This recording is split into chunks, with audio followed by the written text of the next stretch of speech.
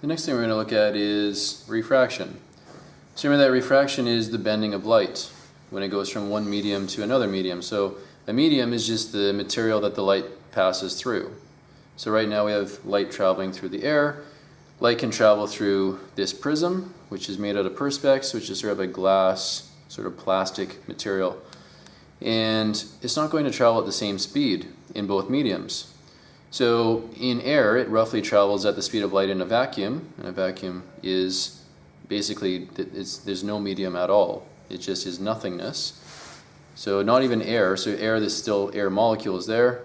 I should say there's oxygen, nitrogen, carbon dioxide, all these different atoms there. A vacuum means that there's no atoms whatsoever. There's nothing. It's actual nothingness. So the speed of light in air is still roughly the same to the speed of light in a vacuum, which is roughly 300 million meters per second. Now it actually slows down as it passes through a prism. It actually slows down by a factor of about somewhere around 1.5. So it travels about 1.5 times slower through this prism than it does through the air. And that factor is actually called the index of refraction. So if it goes 1.5 times slower, that means that the index of refraction is 1.5. If it goes twice as slow, the index of refraction is 2, and so on. So what we're going to do is we're going to actually look at refraction. We're going to see it, watch the light bend. And there's different explanations for this. Ultimately, the behavior of light is one of those things that is somewhat well understood, but there's also a lot of questions about it. So the main explanation, I guess the easiest to understand explanation, why does it bend? So it does slow down. That then raises a question of why. Why does it slow down? That's something that's not very well understood. I would say that it's somewhat well understood. There are explanations for it, but it's not something that's very well understood. So that's maybe a video for another day. Then the question is, why does it slowing down lead it to the light actually bending? So I think the easiest way to understand it is that if we see the prism, and let's imagine that the prism is like a giant puddle of water that's on the street, and you're driving down the street, and let's say that you're going to go from the dry road into this puddle.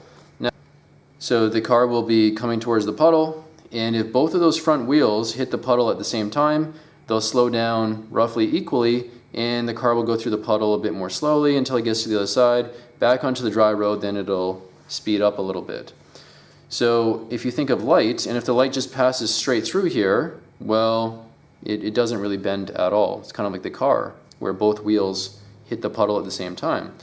But what if we had a situation where the two wheels didn't hit the puddle at the same time? What if, let's say my thumb is one of the wheels, and then my other finger here is the other front wheel. What if it hits on an angle? Well, what's going to happen here is, my thumb's hit the water, so my thumb's going to start to slow down.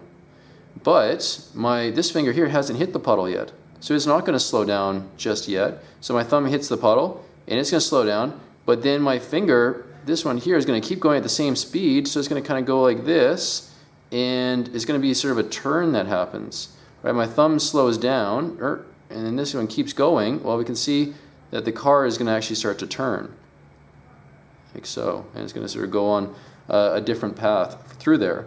So the same sort of thing happens with light, where basically part of the wave that hits the medium first slows down, the other part of the wave keeps going at the same speed until it eventually contacts the medium, and now it's sort of traveling on a different path. And you might have experienced this in the car. If you have a situation where you hit a puddle, let's say that the puddle is on the left side of the street, you're driving down the street there, and just the left wheel hits that puddle, you'll feel that your car will actually tend to, well, if the left side hits like this, it slows down. The right side keeps going at the same speed, it's actually going to turn towards the left. In that case, you might have actually experienced that in your car. So you got to be a little bit careful going through the puddles, because it will cause the car to turn a little bit. Now we're just going to look at refraction in this prism, so I'm going to go turn the light off, and we'll see if what we can actually see here.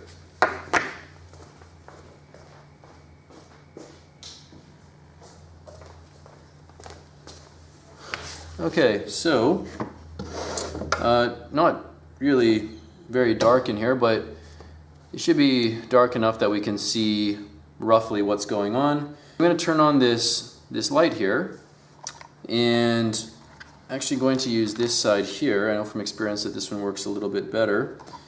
And just to make it a bit easier to see, I'm going to put this filter on. And this filter on the one end has one slot, on the other end it has three. So I'm just going to put it on just one slit there, just make it a bit easier for us to see. There we go. And here's our prism. Just adjust this downwards so we can see it. Okay, so here's our situation where the car is hitting the puddle, but it's just going straight on. So both of the front wheels are hitting at the same time. We don't see any real obvious bending of the light.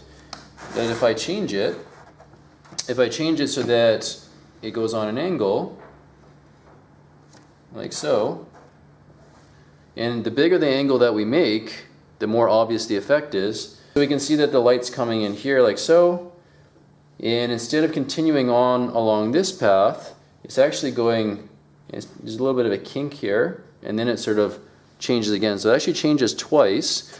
The reason it changes twice is because there's actually two medium changes. It goes from air to the glass, the perspex, and then from the perspex back to the air again. So we're going to actually get two different bends. And it's going to bend in different directions each time. So this is what it looks like. Now we can actually make it a bit more extreme by putting in a different type of prism, different geometry. This is a triangular prism. So we put it in like so, we can manipulate the angle a bit more, we can make it a bit more extreme. We get a bit more bending of light. Now what makes it interesting with this light, which is white light, we know that white light is actually the combination of all colors of light.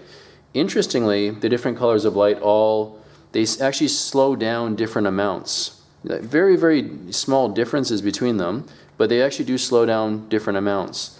Now ordinarily, this would result in very, very tiny, imperceptible differences in the paths that the different colors of light takes. But because there's such a small difference, and we're talking about fractions of a degree, we don't really notice it. But if we can make the angle quite extreme by using a different type of prism, and if we can look far enough, then we'll actually see the light actually splitting into its component colors. So in this case here, so the light has entered the prism. We're getting obviously the bending of light, and then we're getting a pretty extreme angle of refraction here. And I can see that when I hold my hand down here, it's a bit maybe hard to see just because it's not dark enough in here, but it is actually splitting into the different colors of light. We're actually getting red on this side here, and we're getting the whole rainbow. Roy Jabiv. Red, orange, yellow, green, blue, violet. So it actually goes in that order. Now if it was a bit darker in here and we had sort of a screen behind it, it would be a bit easier to see it. But that's what's going on there. So the next thing I want to talk about is total internal reflection. So in this case here, we're going to focus on the light that's going from the prism back into the air. So a higher index of refraction into a lower index of refraction. And the reason that we do that is because looking at Snell's law, we can see that the critical angle, which is the minimum angle that we actually get total internal reflection, is actually given by the sine inverse of the second index of refraction divided by the first index of refraction, and it has to be less than 1 because we can't have a sine value that is greater than 1.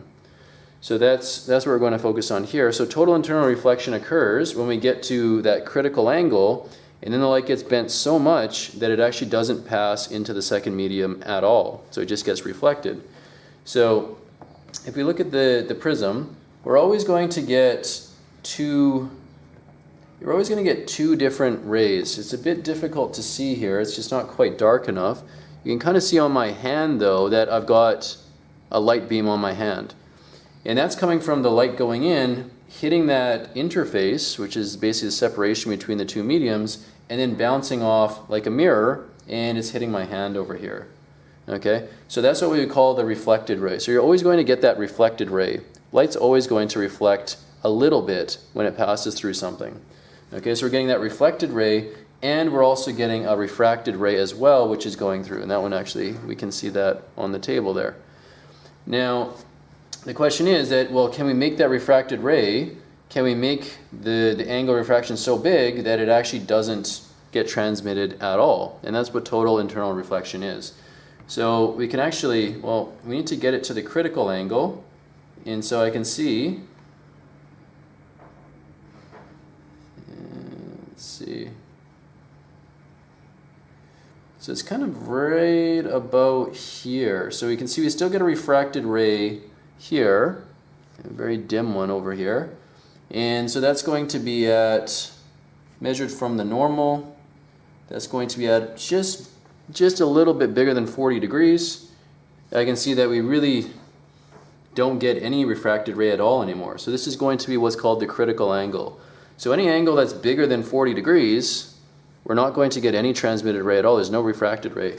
All we get is just that same reflected ray that we had initially. So the entire time we get a reflected ray, that doesn't change. That's always the case. You always get that reflected ray.